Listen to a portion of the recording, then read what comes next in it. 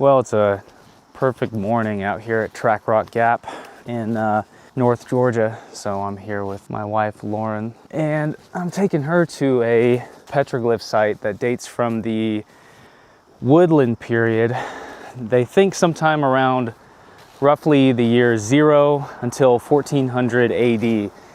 With a lot of these prehistoric American sites, they don't really have a great idea of just how ancient they are. Now, all of these sites are linked to the Cherokee, but very loosely. They're linked to the Cherokee because the Cherokee were the most predominant culture in this area during the contact period. But all throughout North America, in the Americas in general, there were tribes coming and going all over the place. So I'm gonna try to show you down here what I feel like looks a little bit like a quarry. And I was trying to show it from my point of view, but I don't think I can really get it across. You see this is clearly an indention in the ground. And I see something like this and I wonder, when you're in Mexico or in Latin America and you see something like this, it's almost every time it's either going to be a looter's trench or it's going to be a quarry site if it's in the bedrock. But the thing is that the woodland cultures, as far as I know, aren't really quarrying stone at the same level as Central American cultures and South American cultures. So something like this might be a quarry site, but maybe it's even the remnants of an old gold mine of some kind, or maybe it's even some giant tree that's fallen and it's pulled up the ground around it. This is either the second or third time that I've been out to Track Rock. And the other times that I was here, I spent some time looking around at large boulders that I thought at least look like they could have other petroglyphs on them that aren't officially marked. So I'm thinking we're gonna do a little bit of that today and see what we can't find.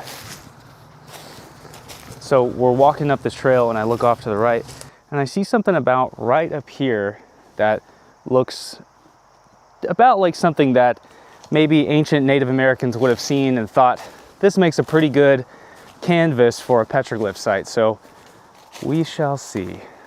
How's it going, guys? I'm here at Machu Picchu today, but really quickly, I just wanted to stop to say that if you're still cracking open an energy drink or brewing yourself a new espresso at 3 p.m., it's probably time to grow up. You know, more caffeine doesn't actually give you more energy. It just masks your tiredness, and then later on, once it wears off, it all comes roaring back. That's what we call a crash. And real energy is produced through a process that needs electrolytes, not necessarily caffeine.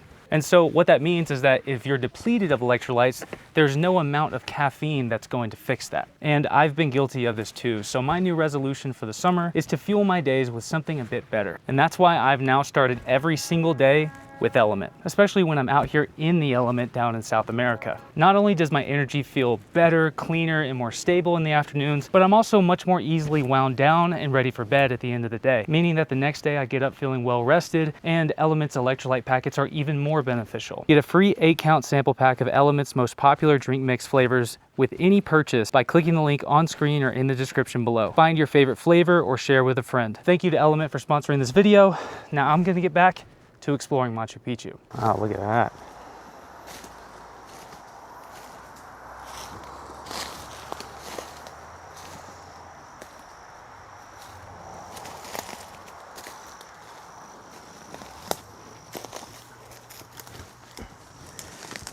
I've seen many sites like this throughout this northern Georgia, western North Carolina, eastern Tennessee area.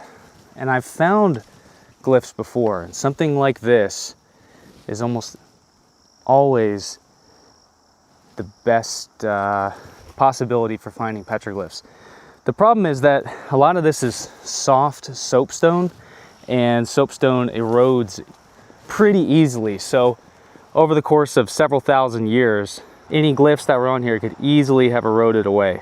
So what I'm going to do is, a lot of times when you're looking at petroglyph sites, especially during the day, it's really, your eyes cannot pick up the images that will be in the stones. But taking photos of it, for whatever reason, the way your phone compresses the image, it becomes much easier to be able to make out images in the stone. So what we're gonna do is take some photos of these stones. Like, this may not come out. This right here, almost, it looks like it's a marking. I'm guessing that it's probably modern, but just by the style of it and the way it looks a lot more like graffiti than anything else, or vandalism, I should say. But I do see some marks on it that look rather ancient, like this solid line right here. But I'm not sure. So we're gonna go around and take some photos of these stones and see what shows up later on. Now, another idea would be coming at night and getting like a flashlight and shining it along the side, and you can see the shadows that are cast down it, but we don't have the time for that this weekend. And I'll put some of these photos in the video as well. But there's some really flat areas on the back of these stones that certainly look like something could have been on them. And as you can tell, I'm much more brazen in North America above the Rio Grande, because the snakes out in this area can pose a threat, but it's certainly not a fertile ant. Yeah, there's all kinds of markings on the back of this, or at least it looks like it. Interesting. All right, well, we'll keep going.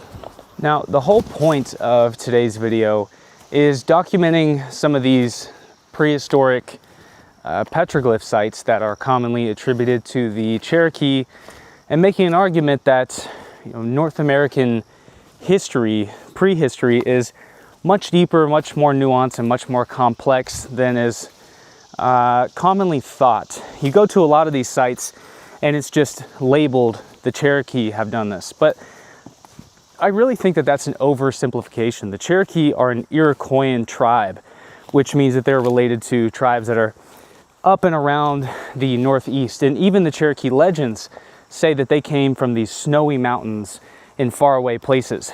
So my thought is, and other archaeologists think this as well, is that this area of the country, really, as well as every other area of the country, was inhabited by many different cultures over the course of 10,000 years or more, that achieved many things, made many spiderweb, made many different pieces of art, and that the Cherokee simply inhabited this land that had already been inhabited for thousands of years prior, and left these petroglyph sites behind. So you can see here, there's another big stone.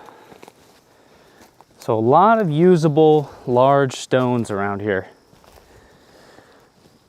Now my curiosity is, I wonder if these woodland people saw large stones with flat surfaces, or if they made the surfaces flat to carve on them.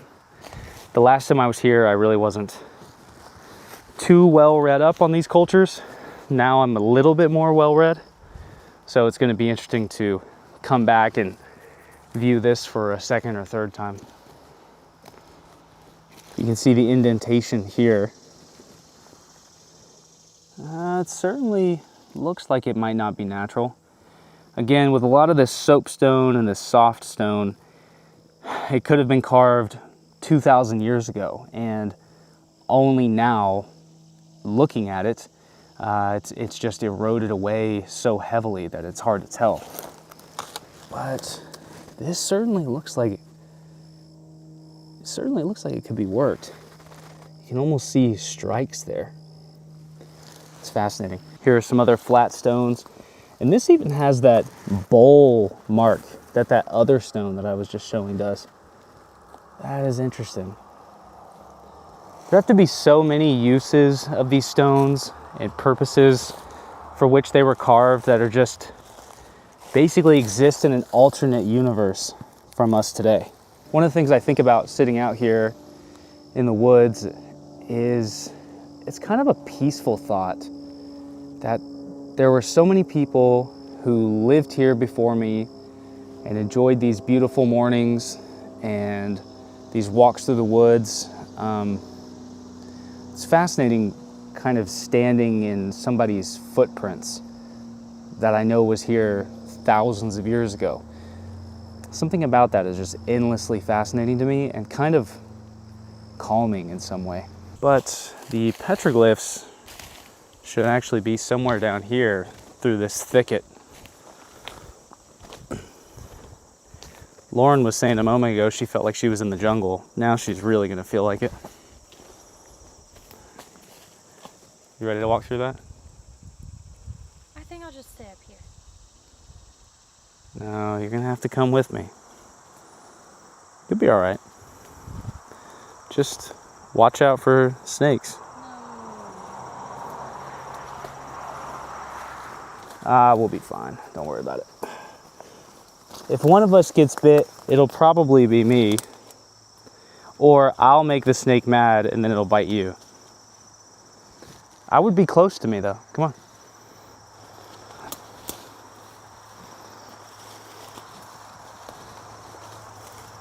See, it's not too bad.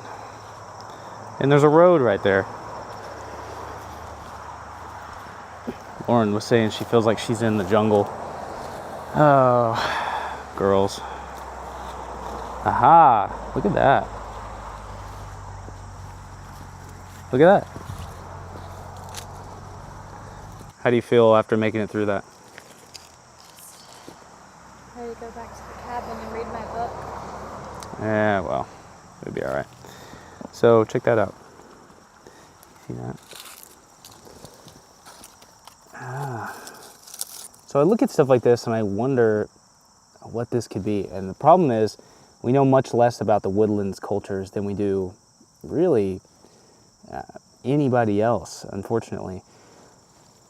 In Latin America, I would say something like this would be, maybe a observatory pool or an astronomical pool where this would fill up with water and you could study the stars. But unfortunately, right here it's at an angle, so I don't think that it's an observatory pool. So over here is where we have a little bit of a tourist setup that kind of explains the glyphs, at least to the best of their ability. Now, the veracity of some of these explanations I can't really vouch for. Sometimes they're accurate, impressively accurate, and sometimes they're abhorrently wrong. Oh, that's cool. But you see these semi-flat surfaces on these stones. I wonder if the woodlands cultures flatten these stones out, or if they find stones that are flattened like this. I would need to do a bit of research on that. Here's another stone. Some of you creative minds can probably tell me what exactly this looks like. I'm sure one of the explanations is that this is something for fertility or something like that. You can see another one down there. Lauren, what do you think that looks like right there? To me, it looks like an alien egg. An alien egg? Yes. Certainly probably has something to do with an egg. In my very professional opinion. Yeah. Well, your guess is as good as anyone else's. But then again, actually, is it a bird with that's the beak and then the head and the body? Do you see what I see? The line at the top, the vertical line. Oh yeah, I do see that, but most people who watch this channel are male, so I doubt that's what they're seeing. To each their own. See, here, this is what I'm talking about. This is like where the stone is cut off on the bottom. And I wonder, is this intentionally done by the woodlands people, or did they just find stones that were like this? I find this fascinating. From my limited understanding of geology, this certainly looks like they found these stones here, although this stone here is actually laying. This large flat stone is actually laying there. Look at that. That is interesting. So, it makes me wonder if these are quarried and then brought over here from that quarry site we found over yonder. I don't know if that's in any official literature, but that's certainly my theory right now. So my working pet theory is that these stones, some of which could have been quarried from somewhere up on the mountain where we saw those large stones and then brought down here, because as I start looking around, I'm realizing that, and I'll put photos in, that most of these are actually just laying here. So they don't look like they're actual stones that are in the ground. So I'm looking at this stone right here, and it certainly looks at first glance like it's just laying here. It's not actually in the ground.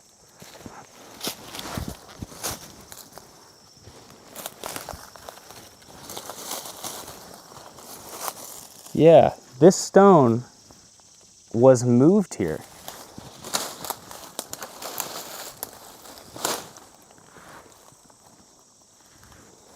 I got it.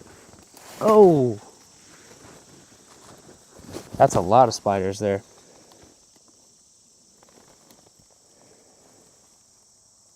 But yeah, this stone is just laying here. It's leaned up against a rock underneath it. That's fascinating. So what it makes me wonder is if these really aren't being moved from somewhere over here. Like this is some kind of important ceremonial ritual site.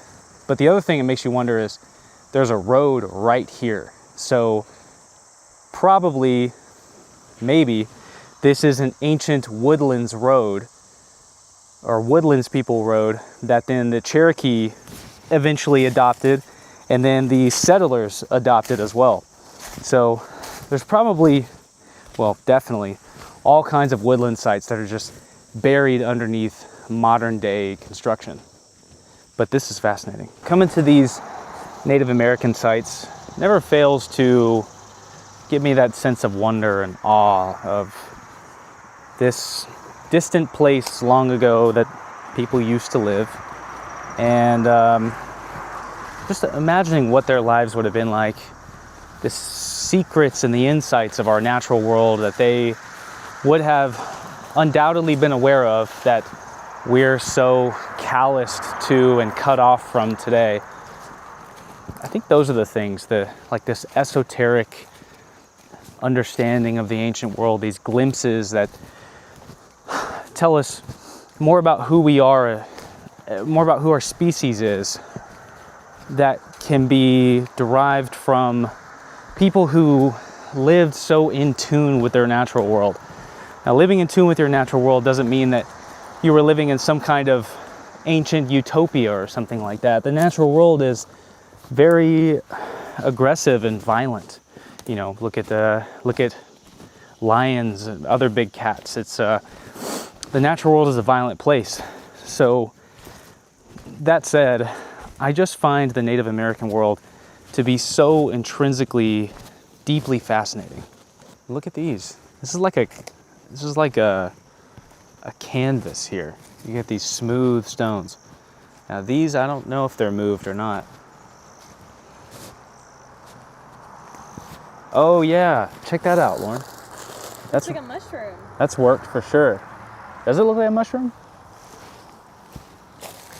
Look at this. So you got these holes in it. I'll take photos because they'll show up better. Fascinating.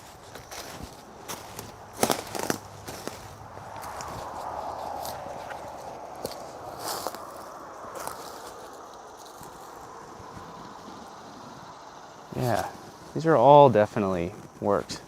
I'm gonna check out a couple of these up here too.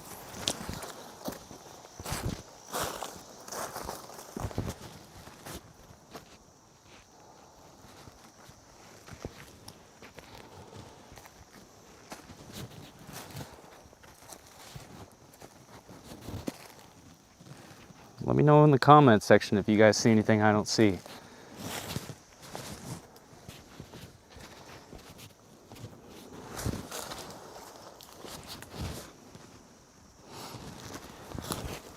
Now see that stone? Something like this makes me wonder if that's just laying there.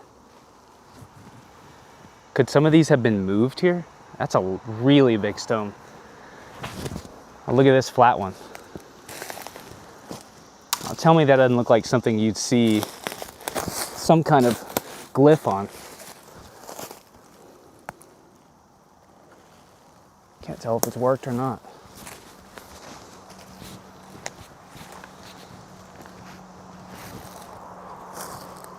Wow. Now this one looks like it's just sit up. Like they grabbed it and set it up. Now oftentimes modern people make the mistake, I'm going underneath the spider web. Modern people make the mistake of looking at Native American tribes as being naive or primitive or dare I say unintelligent, or at least less intelligent than the European. But that's not the case. There were people in the ancient American world who were born that were more intelligent than Einstein. I think I've said this sometime recently, maybe it was in the Nazca video, that it's very possible that the most intelligent person to ever live was a Native American. So you see things like this and they look like they're all jumbled together, like it's just imagery that's carved into stone. Maybe it's some just artistic expression or children just playing around in the stones. But with some of these things that seem to be like ceremonial centers, but sometimes I think that they could even be something more akin to like an institution, like an academic, a place of learning. There is a method to the madness here. And these were not stupid people. These were incredibly intelligent people trying to understand and interact with their natural world. And the method to the madness is just lost to us today. Well, so we're here at Judicula Rock. The official understanding of Judicula is that it was made by the Cherokee, except the Cherokee stories say that the giant Judicula is the one responsible for laying the stone, or the lore is that it either marks the place that Judicula existed, or there's all kinds of stories. There's like so many things throughout the Native American world, you have a handful of stories and legends that get thrown around, but the unanimous thing is that the giant known as Judicula is responsible for this stone.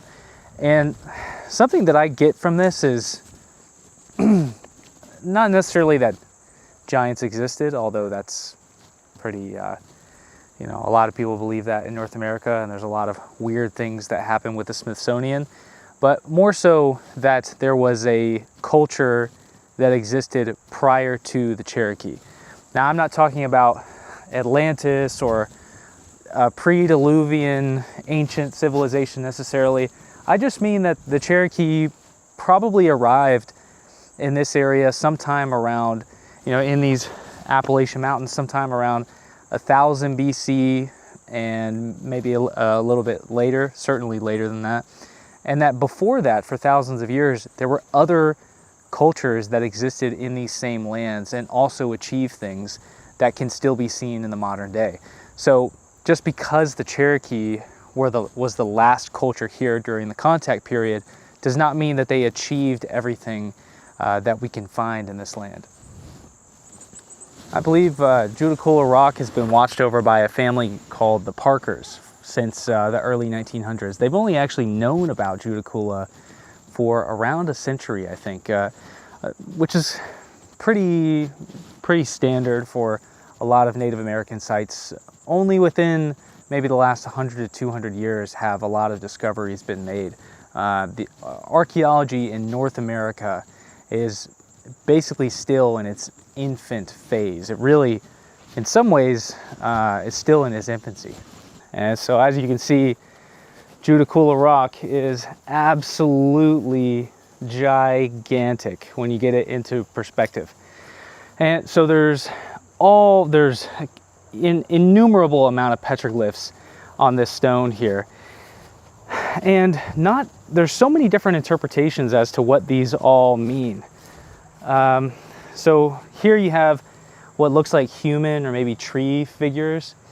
And hey! You're supposed to stay on the reviewing stand. okay, I'm not on it. All right, I'm sorry. What? I said I'm sorry. Okay, thank you. Yeah, so I was thinking about, so when he yelled at me, I told him, I said, because technically there's nothing here that says that you can't walk around the stone. You just can't climb on it, which is a given. And so I turned around and I was like, hey, I wasn't even touching the stone. I was explaining it for a video. And he's like, every explanation I hear when somebody gets in trouble, it starts with I. And he's like, but it's not about I, it's about the stone. Or he said something like that, which I think is actually a decent point. And he said something like, something about, I've seen this thing disappear before my eyes for 40 years, which is a tragedy, because people come here, they climb all over the stone, they vandalize the stone. There's so many sites throughout North Carolina and throughout all of the US where, you know, people put their own like insignificant existence over the existence of an archaeological site that's been around for, in some cases, thousands of years or well over 1,000 years, and then permanently vandalize it and ruin it for all of humanity going forward. So yeah, but coming to sites like this, always my intent is to show that, you know, the romance and the wonder and the mystery of places like this, and why they should be studied and why they should be preserved, and why the viewing platform and everything that they built here and maintenance is very nice, but I'd like to see places like this have even nicer upkeep and even more study done. So for our last stop of the day, I'm bringing us to a waterfall that I took some of my buddies to about a week and a half ago. And when we were here, my friend John actually jumped down right about down there and said that he saw some stones that looked like they had markings on them. And I thought, oh, surely, I don't know about that.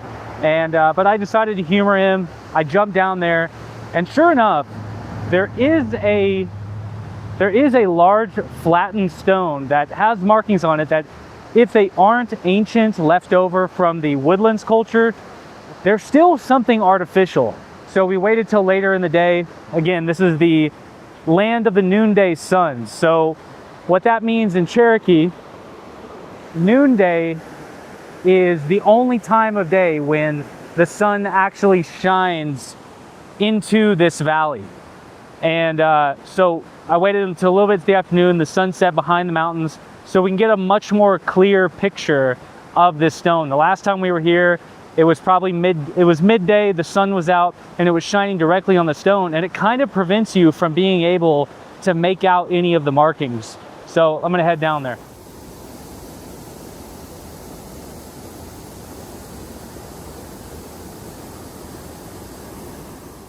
Okay, so here is this massive, strange, flat stone. When I was looking at it in person, it certainly looked like there were unnatural carvings carved into the stone. And so I was hoping that by taking a photo of it, I would be able to make out more clearly if there were any images carved into the stone. And there are some small parts of it that look like they may be very heavily eroded petroglyphs, but I just really can't tell.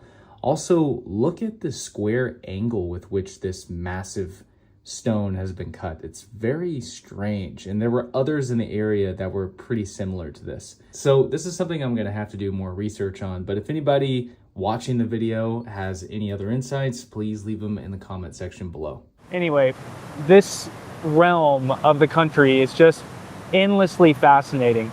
As soon as you pull down some of these roads into the backwoods, you really get a sense for the depth and just this deep mystery of what this part of the country held, what secrets it still holds, what is buried underneath the soil and washed away beneath the dams that have certainly destroyed so many of the ancient Cherokee and pre-Cherokee cities and villages and towns that used to exist for millennia before Europeans ever arrived in this area.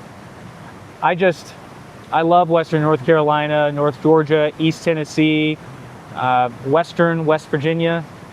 It's just an endlessly fascinating place, and I hope to spend more time out here now that I've moved up here to North Carolina and explore so much of this land, because there's so much left to discover and so little archaeological work that's being done to uncover the secrets of these lands. Lean back. Keep it steady right there, all right? All right, a little bit more. All right. Bring down which any leg or which any foot you feel that it's better to bring down. Make sure you put it firmly right there. All right. Other wide stance. Lower down. Wider, wider. All right. Keep feeding. Keep feeding. Don't bend your knees too much, all right? Okay. Aha. All right. It's going to be a big step.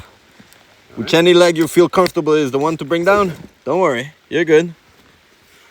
All right. That's it. That's the hardest part, all right? Keep feeding, and keep stepping. Keep stepping, keep stepping. Keep stepping. There you go. All right, Luke. Very good. Yeah, I was pretty scared to do this, but I'm so glad I did.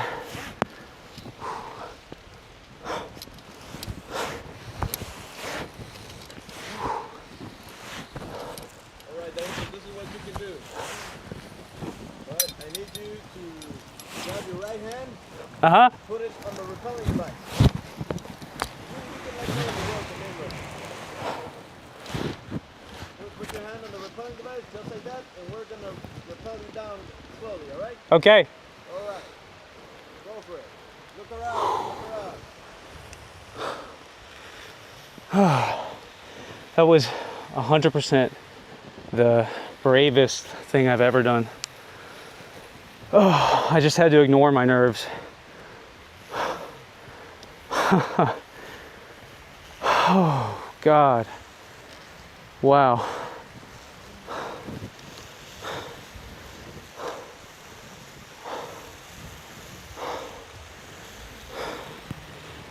Wow.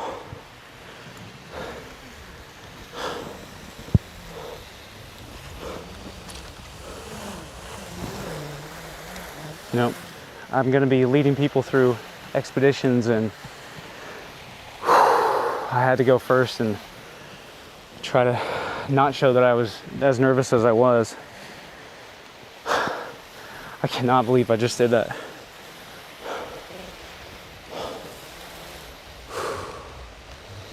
This is one of the most amazing things I've ever done.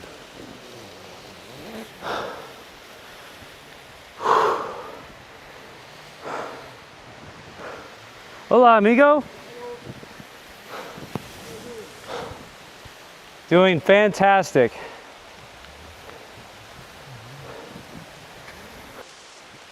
What's really fascinating about these little craters in the ground is these dry cenotes create isolated biomes.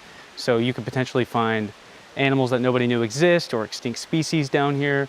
All kinds of isolated reptiles, and sometimes even mammals live down here. This is an isolated world that's disconnected from the rest of Central America. How was that? Fucking great. Were you nervous at all once you got over the ledge? Yeah, when he's like, yeah, just keep going. I'm like, bro, that's straight down.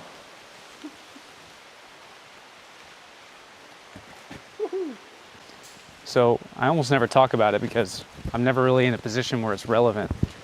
I really don't have a fear of much of anything other than fertile ant snakes and heights. And so this little expedition we're doing is the combination of both of those. And so conquering that fear of mine was really, really tough. But the guys I'm here with are joining me on expeditions in the future, real scientific expeditions, going days out into the field. And I just felt like I had to be the one to go first, even though I was the most scared to do that. I'm so glad I did. It was not really as bad as I thought it would be. I just kind of, so you get out over the edge and it's just straight down eventually, and the wall leaves you. And I just never looked down. I just didn't think about it. And I was just thinking, I gotta just get down and to where the point that I'm hanging, and then I think I'll feel a little bit better. But look at this. Well, everybody made it down. Everybody did really well. So the next thing is to explore the bottom of this dry cenote for evidence of the Maya, and then we head into the cave.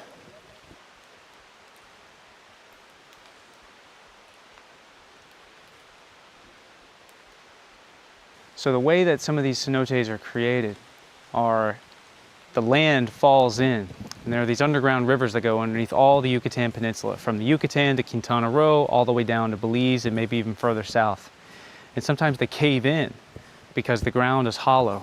And then when those caves dry out, they create these underground rivers turn into underground cave systems. And they go for miles and miles and miles underneath this whole part of the continent. And the Maya found these thousands and thousands of years ago and thought that they were direct portals into the underworld, which is what they call Xibalba. And sometimes when you explore these underground cave systems, you'll find evidence of Maya offerings with pottery and incense burners. You'll find ritualistic centers. You'll find campfires from where they were staying. Sometimes you'll even find bodies. So what we're searching for today is the evidence of Maya burials, or even the remains of sacrifices.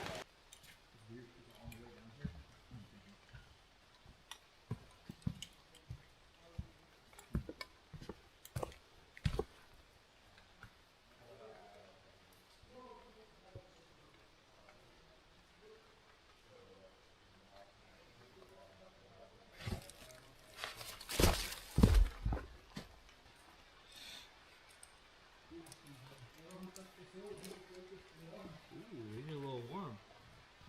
You must have been holding these close to you, Kenry. The tortillas are warm. Oh yeah, they were made this morning at 5 in the morning. I should probably stick with water. All of them. Yeah, no. I need to stick with water. Why you need to stick with water? Gotta rehydrate after what we did last night. like the juice. Go for it, Emilio. Go for it. You're gonna be in the video.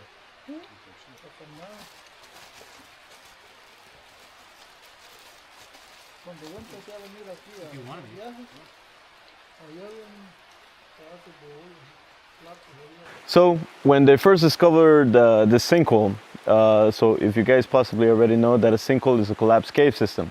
So all of this limestone that you're looking at all around used to be at the ceiling at one point. And you can clearly see that white face up there. That's more than 100 feet of all limestone that was at the ceiling.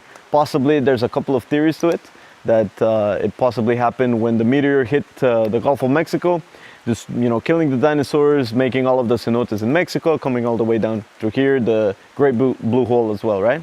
Another one could have been an earthquake, probably shook the earth very hard, and it's quite a lot of limestone. The ceiling couldn't hold its own weight, so it came collapsing down. So we're standing on 260 to over 300 feet of all limestone that was on the ceiling, right? Now, if this was a natural cenote, it would have been a 600-foot rappel, not a 300-foot rappel, especially in this section of the sinkhole, right? And as well, when scientists came to especially map the whole Case Branch River Valley that I was mentioning to you earlier, they found this sinkhole. They came to do a couple of mappings, especially in that cave, and they have found Mayan evidence all around this sinkhole, right? So if you look at this spot right here, you see all of these rocks over there in that section, here on this side, going all around and over there. So those rocks weren't there naturally. They were placed there by the Maya. So they did a couple of excavations right there. If we were to bring a pickaxe and we start picking on the ground, we would find, pottery, pieces of pottery, possibly, flint, and evidence of the Mayas, leaving something back here. So this is known as an altar right here in this section. Now, going into that cave system over there, it is known as Petroglyph Caves because of Mayan writings that were found in there that we're gonna see in a little bit. All right, sounds good? So where we had lunch was a modified, flattened out platform that the Maya came and created, probably to perform some rituals or offerings to the god of the underworld, give offerings to Xibalba, as they call it, and probably to eat lunch just like we did today.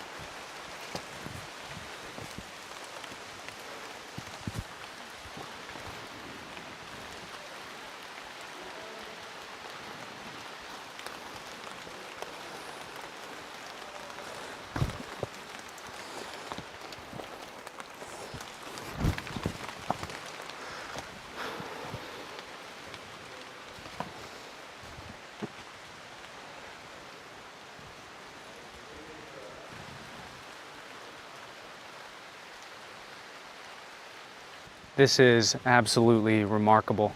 There's nothing surprising about the fact that the Maya would have clearly seen massive cave portals like this as openings into this cosmic underworld.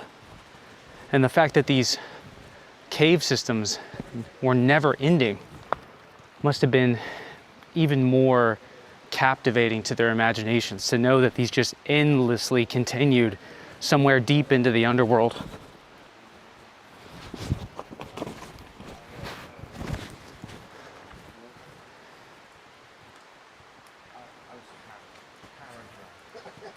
So I looked at the guy and I just started laughing.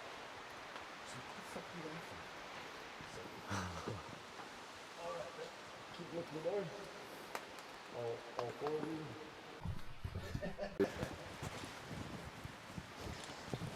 You said no kids?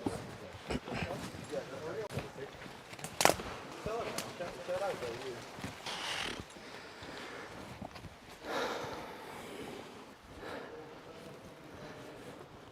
Good loot? Yeah, I got no free hands though. Yeah.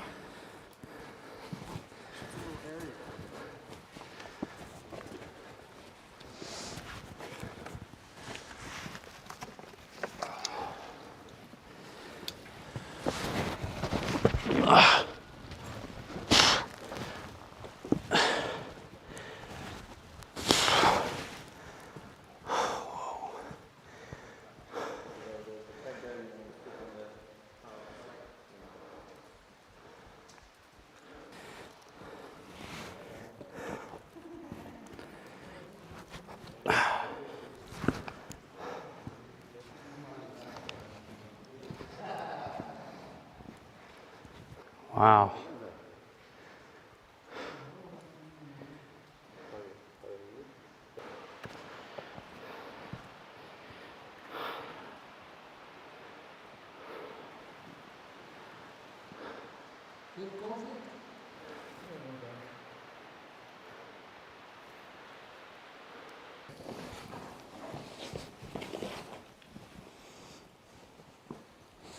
Step right there. All right. You brace yourself. Information there. 2 minutes. All right.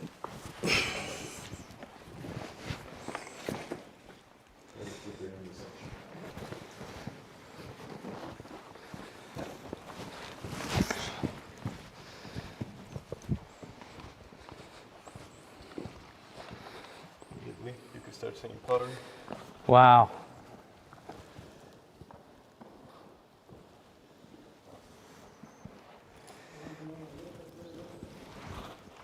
Guys, here, those are footholes. Those are footholes. You see right there. Okay, from this side you can clearly see. You can see that there's an X, a square, and an X in between.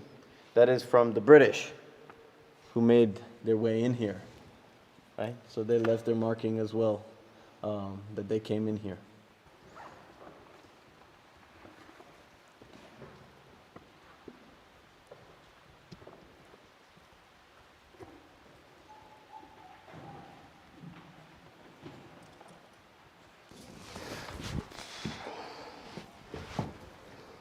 Careful here, buddy. Okay? Yep. Switch your steps. Right here.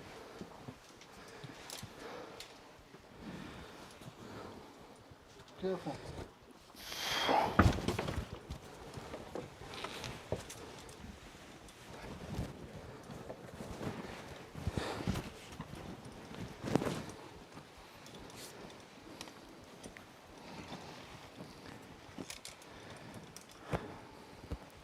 You could slide down if you could.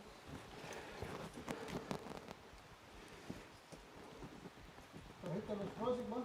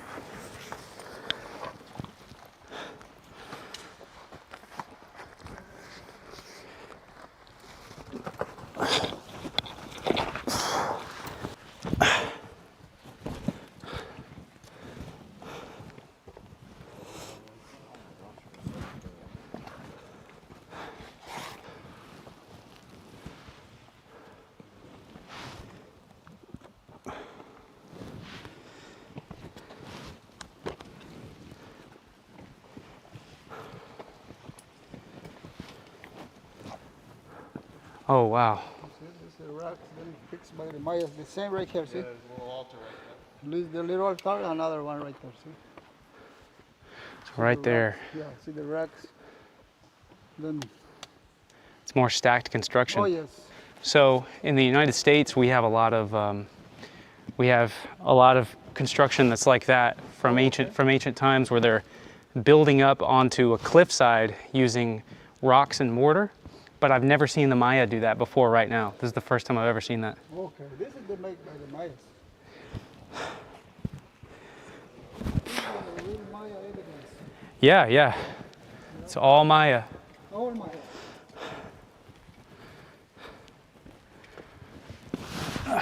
You see the here is the mother rock.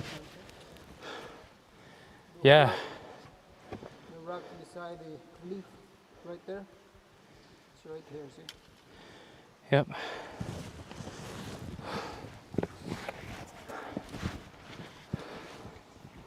This is another one, see? This is another one, see the rocks? Right here.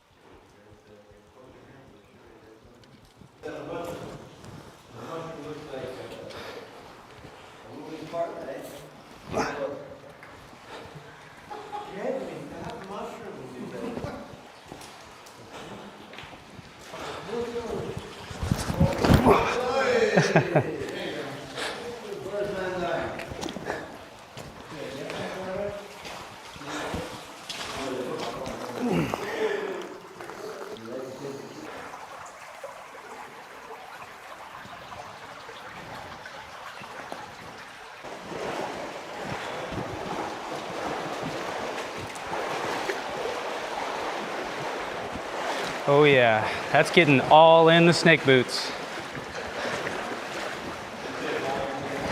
Oh yeah. Kind of feels good though.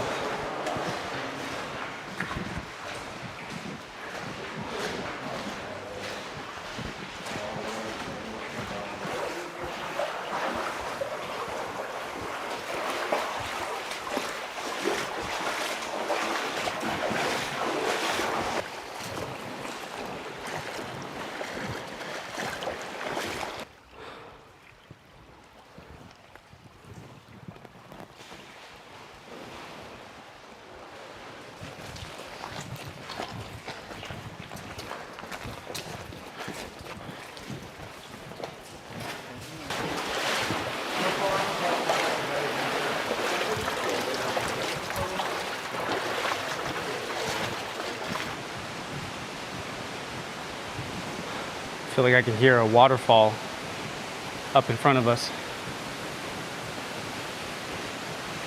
That's definitely something really loud.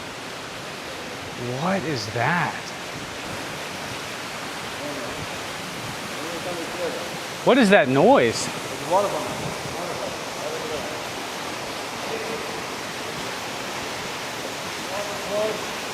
Oh, it's the water's flowing. The water's flowing through there. It's falling out.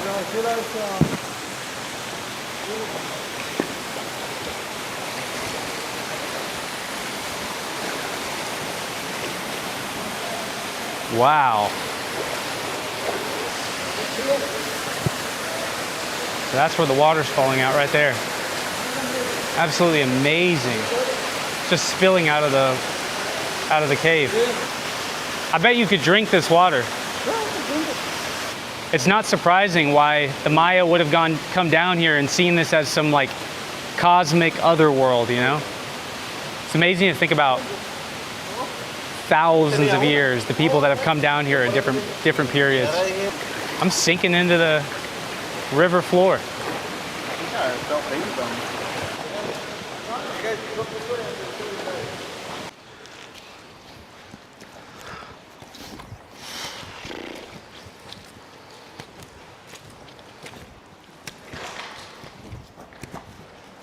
Hey, maybe not, yeah, maybe let's not be so close to each other because one of us could slip and take everybody down. Here is going to be a little bit tricky, right?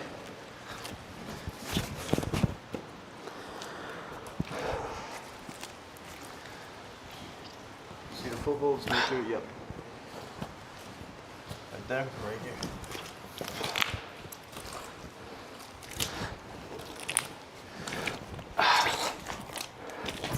Sounds juicy.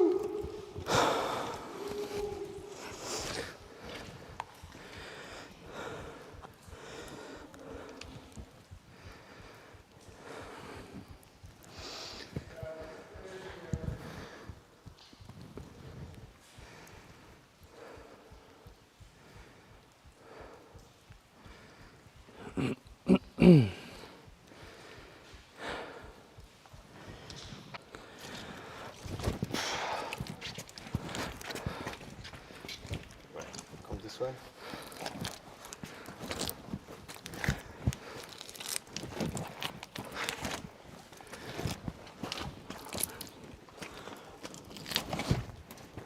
Right there. Come up this way. Right there. Now you turn this way. Oh, wow. Wow. That's amazing. So it's all around that section right there.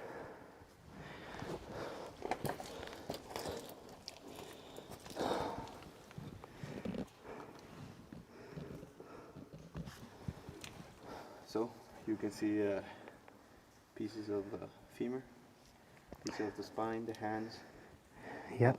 You can see, yeah, you can see the cranium. You can see as well the Wow, you can see the jaw. right there. You can still see the teeth. Wow.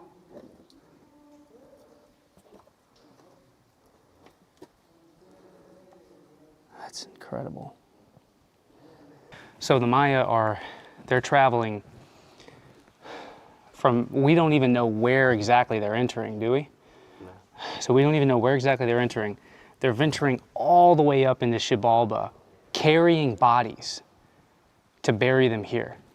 Just for us to get here from rappelling down, even that was probably the quickest path, and that still took a while. But these guys, this is like a religious journey that they were coming all the way out here for a very dire reason. At the end of the Classic period, the whole Maya world is in chaos. Wars destroyed the Maya world. Now they've cut down all the trees and there's drought. It's not raining anymore. And so they're bringing bodies all the way in here. And actually coming this deep into the cave, when we took the short route, they took the much, much further route. It's really cool to actually see this ancient history in real life and to sit here at a site that they ventured all the way out to in hopes that this offering would save their world. This is crazy. Guys, nobody gets to see this.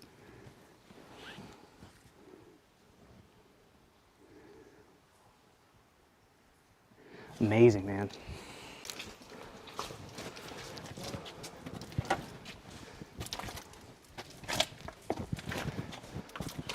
If you stand over here, you look right in between the formation. Yeah, you can see a baby cranium. skull right there. Oh, yeah. Newborn infant. Get a photo with the phone.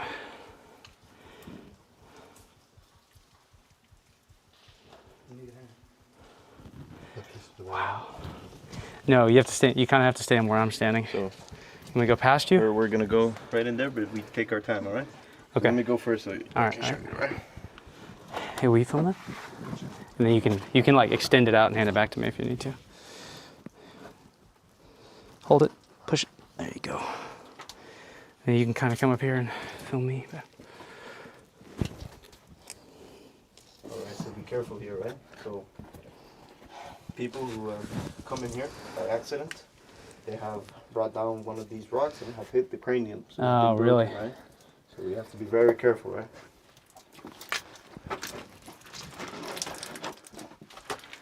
You can sit right here in this section. You can see it there. Careful there.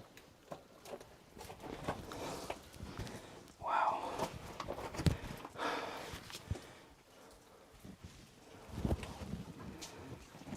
You can fully extend the camera and you can really see right there.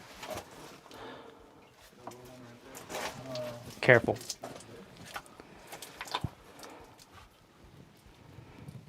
Here's this right here where I'm from. Oh, Wow. But yeah, there's one right So that's a little child, huh? So we, of course, in all of this chamber up here, we do not fully understand why the Maya were picking specific spots. Yeah, of course. Well, not specifically, like pretty random. We're not 100% sure why they were deciding to, you know, for example, that infant right there. Why was he placed in this hole? And he is the only one, he or she is the only one that is right in here, right? Could have been possibly of a member of the Lee family, possibly an infant that, you know, was sacrificed. The Yeah. reason being, Yeah. you know, of any of the couple of theories, being the main one would have been droughts. So. Yeah, it's really interesting. And we don't know if they were killing the infants on purpose, or if when infants died, rather than just casting their body into the ocean or burying them, it was better to make the journey into Xibalba to give the child back to the underworld, so that hopefully the water maybe drips on the child's body, and and the vitality of the child's body goes back into the earth and helps maize grow again. So it's kind of like a lot of people will say, you know, they were killing the children or sacrificing them, but we don't know that for sure. We don't 100% know that for sure. Yeah, but yeah, I mean, you're right about, there must have been a system in place where they were looking for good spots in these caves to lay the bodies down. And it's interesting to think about, like, what were their beliefs about what constituted a good place to lay the body, right? Think about making this journey with torches. Would have been very difficult. All right then, we take our time coming through here. All right, it's gonna be pretty tight, especially. That's what she said. Not too late. That's what you say. Oh my goodness.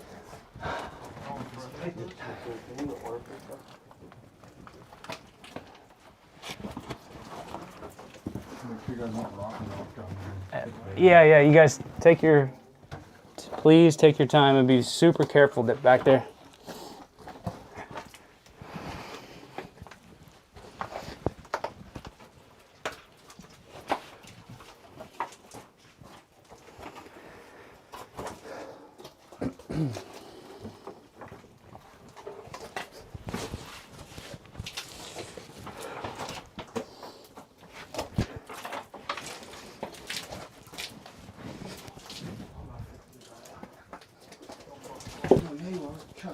It gets easier.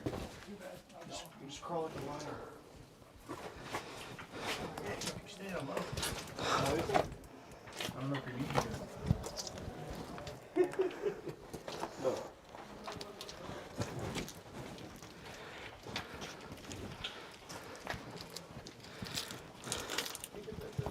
Hey, Chuck, you can go around, I think, maybe.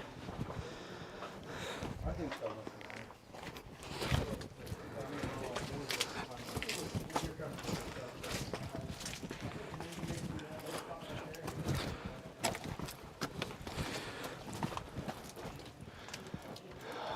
Oh my God.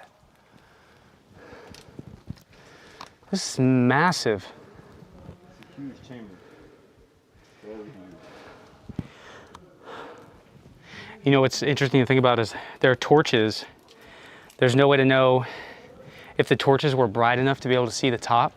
So I wonder if when they come into a room where it's so big, maybe it has something to do with acoustics. They sing and the music reverberates around, and it feels like they've made it into Xibalba, this endless chamber that doesn't actually have walls. Maybe it doesn't have a ceiling because they can't possibly see it or perceive it. And a room like this was the proper room to leave somebody. Of course, especially right up here that we're going to be visiting, there's a huge column, right? There's possibly, you know, in the Maya beliefs that we already know that they believed in the center of the world there was the tree of life, right? Uh-huh. We know that. So they believe that the roots descended down into the underworld. So now there is a column right here that we're gonna be seeing something. Possibly just makes sense why they placed someone right there as their burial. Yeah, yeah.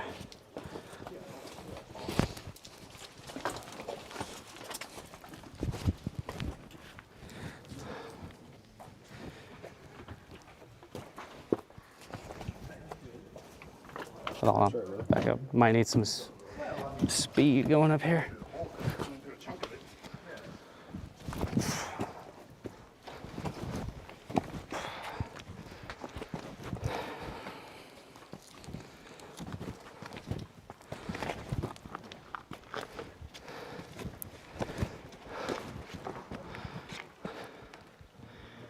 Golly. This chamber is enormous. There's no way that the Maya with ancient torches could have ever seen the ceiling.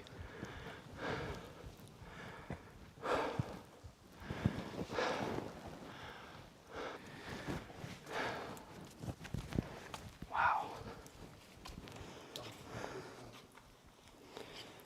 All right. So you see right in there, we can see that it looks like regular formations, but bones were dashed in here. You can see pieces of the rib, femurs, all different pieces of bone right in there. And water started dripping at one point through here, and you can see that it has calcified, making everything very sparkly, right? Wow. Now, if you stand up right there, and you go and you look on that section over there, this side, so you stand up here. Stand right here. Take another foot there, then you look right there. Oh, wow. That's amazing.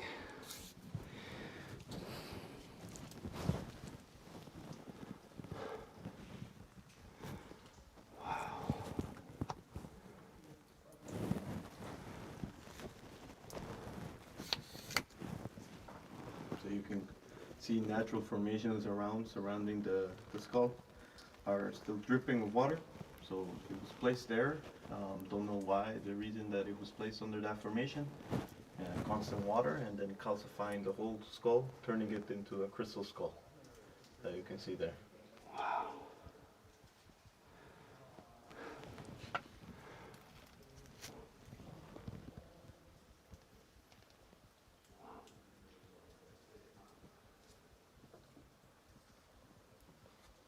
So that man right there, when you're looking at this skull, do I think it was a man or a woman? We're not 100% sure because of the bones, especially being fully calcified. Studies cannot be made to 100% know if it was a man or a female. Yeah.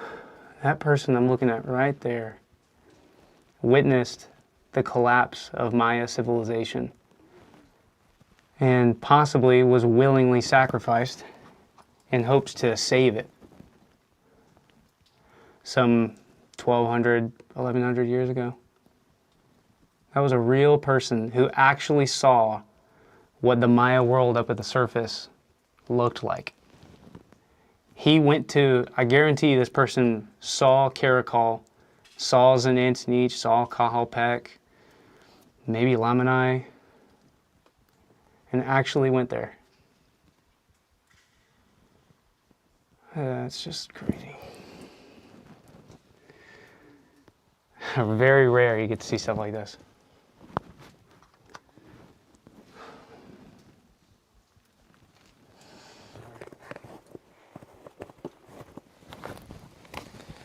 Oh my God. So this is what you said they may have thought was the world tree. What the hell is this?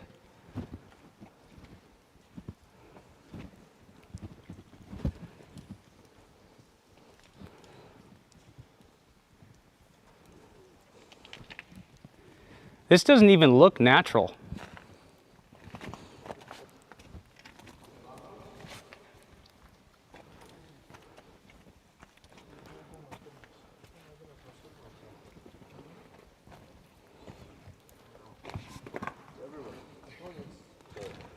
This formation.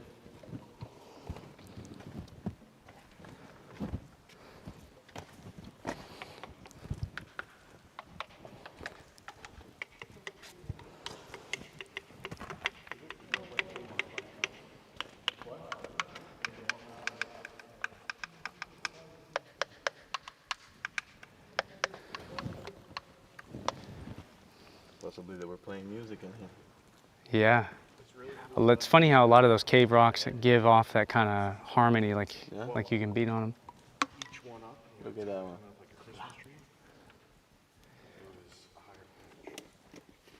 High pitched tune. Right? Wow. So they could have found this. If they'd found this formation, they would have almost certainly thought that this was significant, like a shrine Of course. of some kind. So now And it those sits, rituals- this sits directly in the center of this chamber. But we're not 100% certain that they were doing ceremonies or rituals in here because of the little bit of pottery that is found in here. Because if you see closer, there are only little pieces around here. And usually where there's a lot of pottery, of course you know that the rituals were being played because if Yeah. they're broken. All of them were known to be ceremonial. So when you're sliding down, try to follow the slide, right? Don't go off that little rock over there. You're gonna I will fly try. this high, all right? Hey, you want to get a photo with or get a video with my phone? Oh shit! Woo! Shit! That was oh my god, that was dangerous. Yeah, I'm good. I'm totally fine.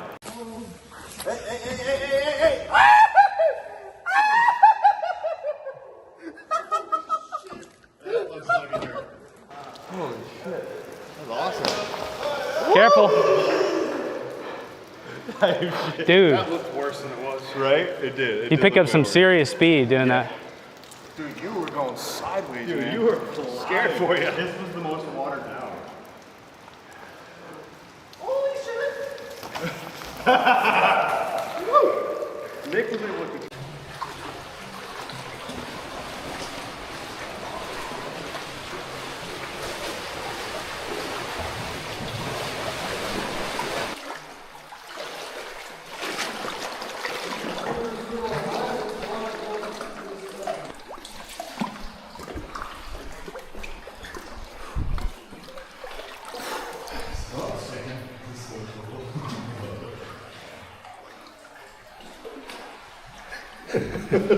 This is crazy. Man.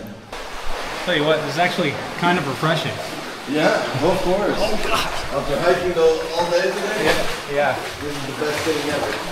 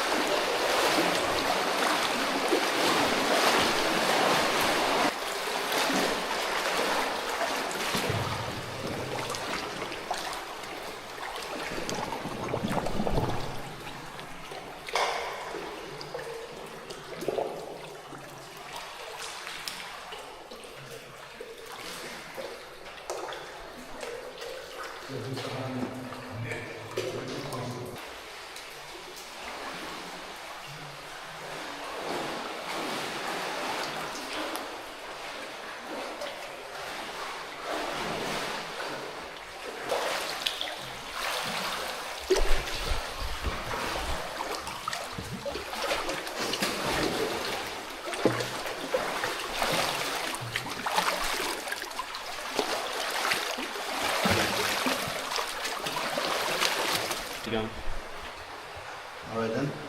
So you're gonna grab the carabiner right there. this one on the rope.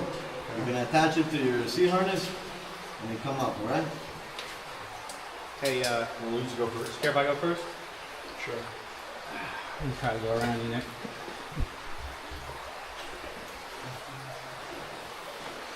If you need something to hold on to, I got something. I know you do.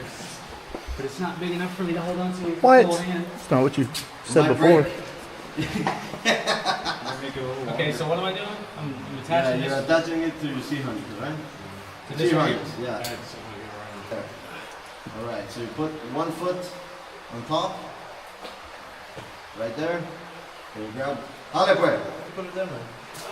See? Use this. Keep using it. All right. Use the rock when you make your way up. Dale lazo, ahí va para arriba.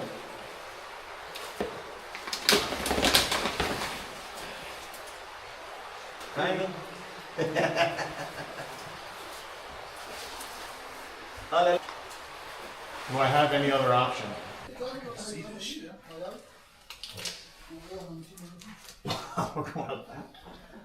Yeah. Nice.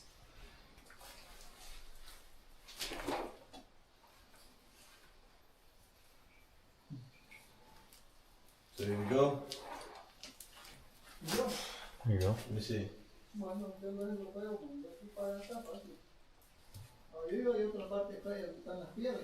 This would look easier. Yeah, that was the way he went down here. Sí, un poco.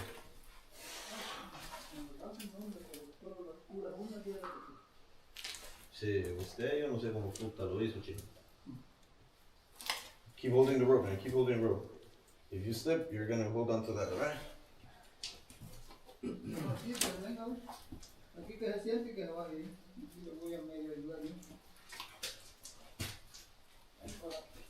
Alright.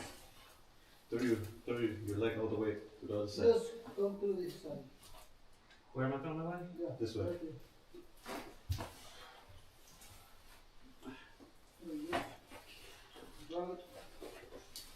Bring your other leg. I guess it wasn't that Cambodia was so great. It's just that it was such a big surprise.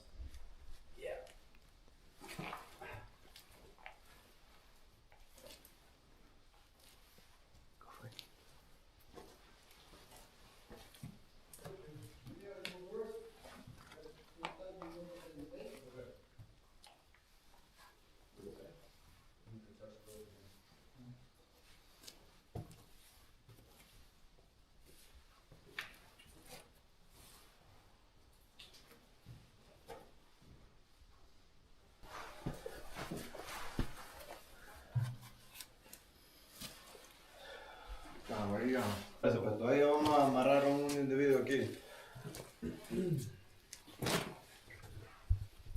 Let me hear one of your guys' jokes. Luke's the comedian. Johnny is a comedian? Lucas. Lucas.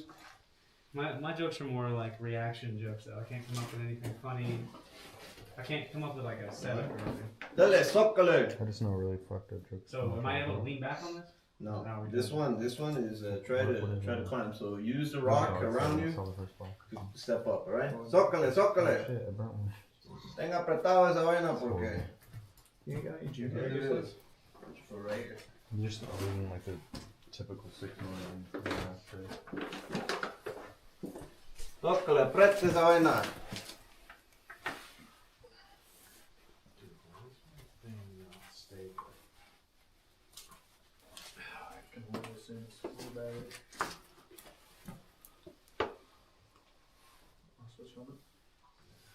Yeah, that feels familiar, right? The handle.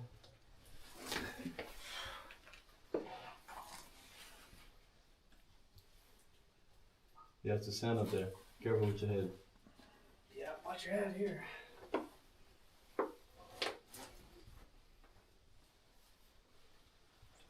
This is Belize True Adventures. So do most people just do the rappel down and the stairs out, or do they do this? Most people do overnight, and they come out on the stairs. Oh, really? Yeah. They don't come this way? No. Wow.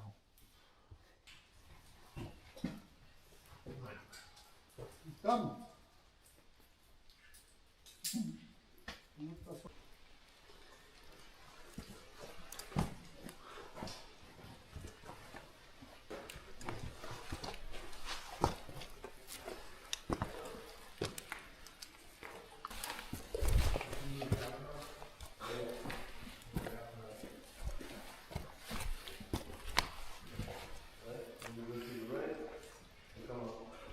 This way? Yeah, the big boulders that roll down.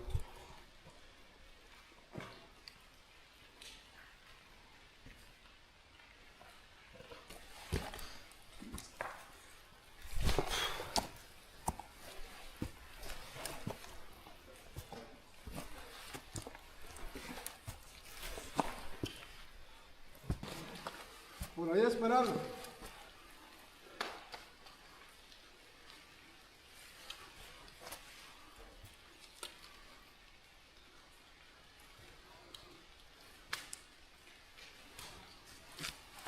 And just let it run for a little bit. You go more to your left, buddy, John. Go more to your left.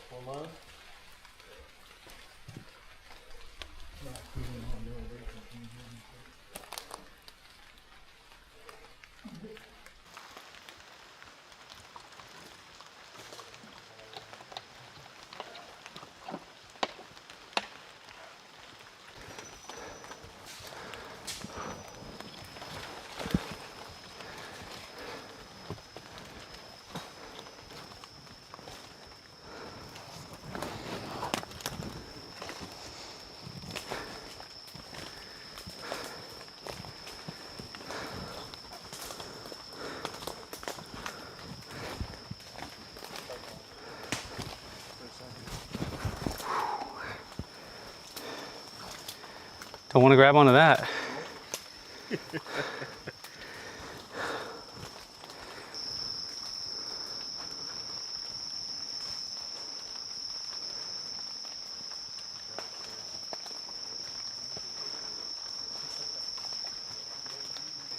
Well, after going through that, it is undeniably obvious why the Maya were so captivated and curious by caves.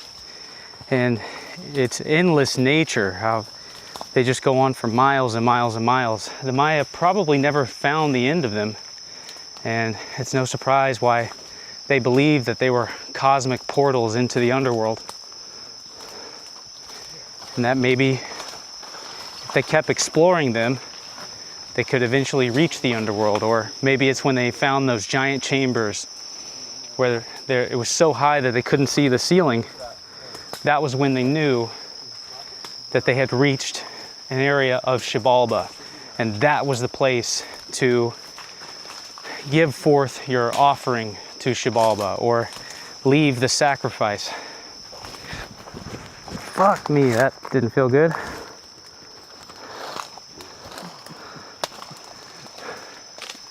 Well, I wasn't looking, and I just got stabbed by a tree. That didn't feel good at all.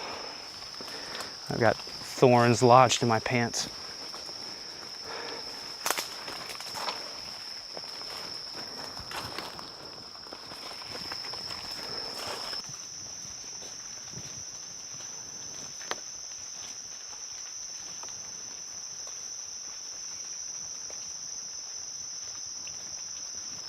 All right, so note to self, pay more attention to the jungle than I pay to the camera, because I just stabbed the crap out of my leg with that barbed tree. Pretty sure there's a bunch of barbs stuck in my leg right now, and it is absolutely burning hot for some reason. I'm told that they're not poisonous barbs, but it really does not feel good. But that's fine. I'd rather be spiky, sharp barbs of a tree than the fangs of a fer-de-lance, of which we never did see one today, which I'm happy about, but also slightly disappointed. But this was one of the coolest things I've ever done in my life. Not only conquering a huge fear of mine, which is heights, which is basically my only fear, along with the fer-de-lance, but then seeing the remains of a Maya person who was sacrificed during the collapse of the classical period, when all the kingdoms are falling apart, and to see it in situ, in the place that it was placed over 1,000 years ago. Just amazing.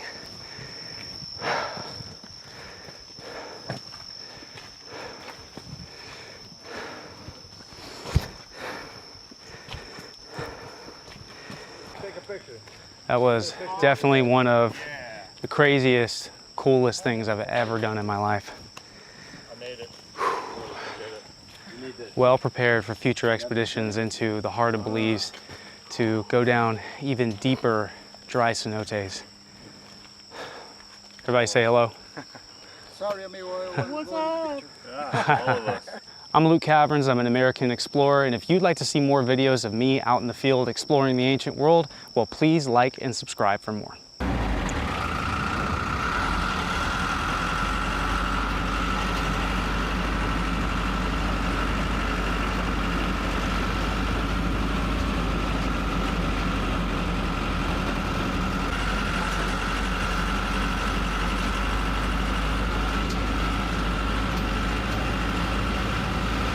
The will continue.